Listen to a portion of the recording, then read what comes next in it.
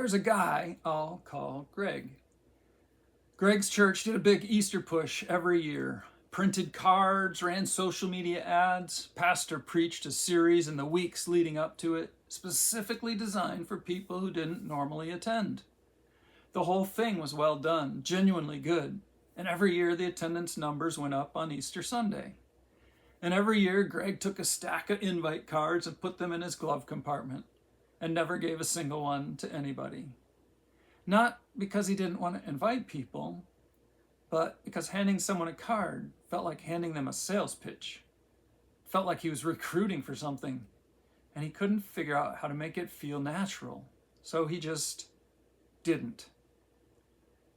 One year, his neighbor Dave, who Greg had been friendly with for years, whose dog ran away a few times and Greg had helped him catch, Greg had lent him a pressure washer at least 4 times, mentioned offhand that his marriage was struggling, that he and his wife were in a rough stretch and didn't really know what to do. And Greg said, "Hey, I don't know if this is your thing, but my church has this Easter service coming up. It's actually really good. I think you and your wife might get something out of it. I'd love for you guys to sit with us." Dave looked at him for a second. Yeah, I think we'd like that. They came, both of them, sat with Greg and his wife, heard the gospel presented clearly, and while it wasn't a lightning bolt moment right there in the pew, it was the beginning of something. A door Greg had opened by simply asking. Top of the morning to you. I'm Brian with Kingdom Family Leader, and this is day 7 of our series, Better Than Going to Church on Easter. We've been building toward this all week. The problem, the stakes, the evidence, the family, the man nobody told, the conversation you've been meaning to have, and today, the invitation. Here's what Greg figured out, and what I think a lot of us miss about the church invite. The card in the glove compartment failed before it started because it was disconnected from a relationship. It was marketing, and people really have a good radar for when they're being marketed to.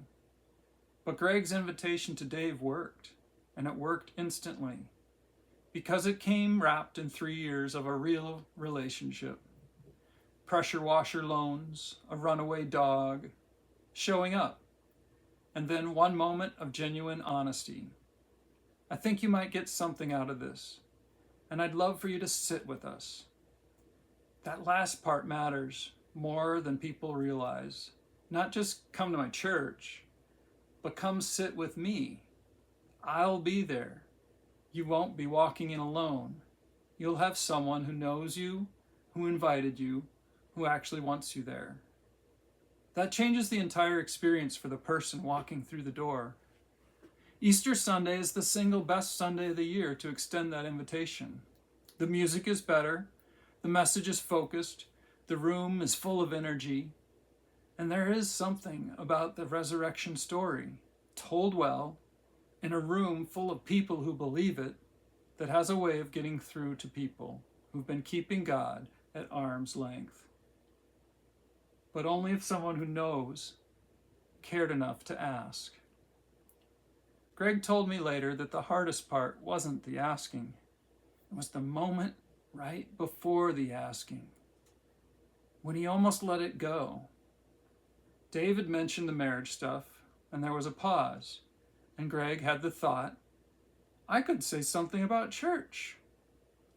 And then immediately he had the other thought, nah, that's weird. This isn't the right moment.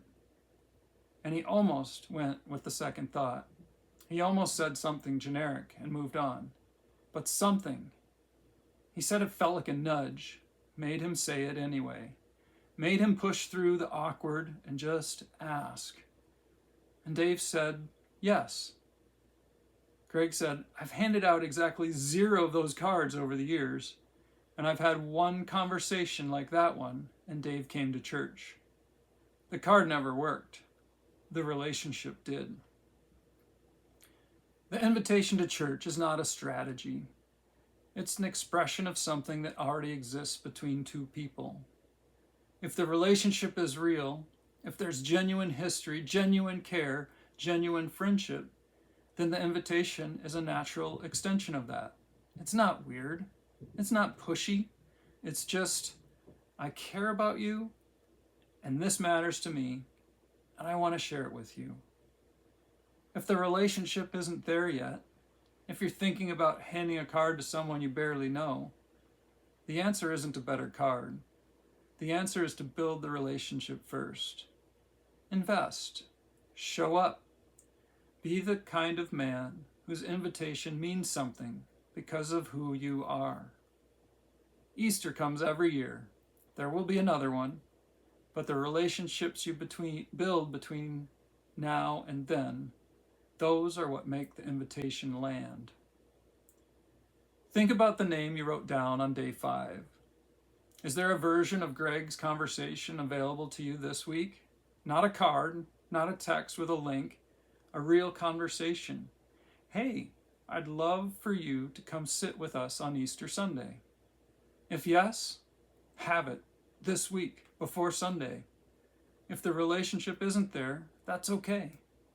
But let this be the week you decide to build it, intentionally, knowing that the point isn't just a friendship, it's a friendship with somewhere to go.